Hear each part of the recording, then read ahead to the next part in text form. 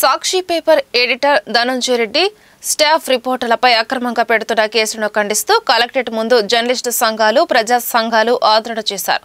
సోదాల పేరుతో సాక్షి ఎడిటర్ ధనంజయ రెడ్డిని వేధింపులకు గురి చేస్తూ పెట్టిన అక్రమ కేసులను వెంటనే తొలగించాలని పల్నాడు జిల్లా ప్రెస్ క్లబ్ ప్రజా సంఘాలు జర్నలిస్టు సంఘాలు డిమాండ్ చేస్తూ కలెక్టర్ ఎస్పీలకు మెమోరాండం అందజేశారు. సాక్షి విలేకరులపై సోదాలను వెంటనే సాక్షి విలేకరులపై కేసులు వెంటనే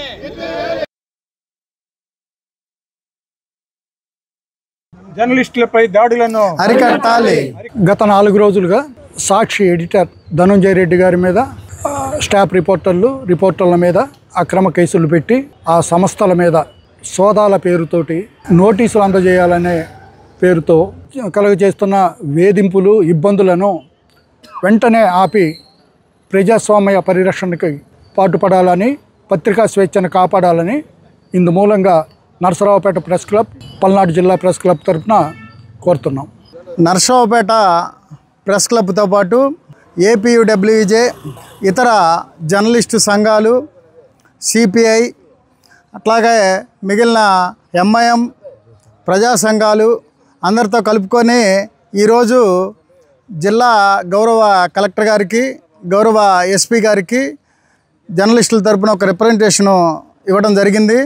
ఈ రిప్రజెంటేషను ముఖ్య ఉద్దేశం ఏంటంటే సాక్షి పత్రికకు సంబంధించి గత 4-5 రోజులుగా వాళ్ళ సంస్థల మీద రిపోర్టర్ల పైన ముఖ్యంగా ఎడిటర్ ధనంజయ రెడ్డి గారి మీద వేధింపులకు పాల్పడుతున్నటువంటి పోలీస్ డిపార్ట్మెంట్ చర్యలకు వ్యతిరేకంగా వాళ్ళ చర్యలు నిరసిస్తూ ఈ కార్యక్రమం జరిగింది.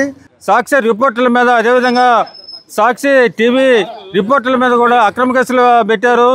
మరి అక్రమ కేసులు ఎత్తేయాలని ఈరోజు ఇక్కడ మరి జర్నలిస్టు యూనియన్ చేస్తున్న మరి పోరాటానికి దేశభక్త ప్రజాతంత్ర ఉద్యమం పూర్తి మద్దతు తెలియజేస్తుంది.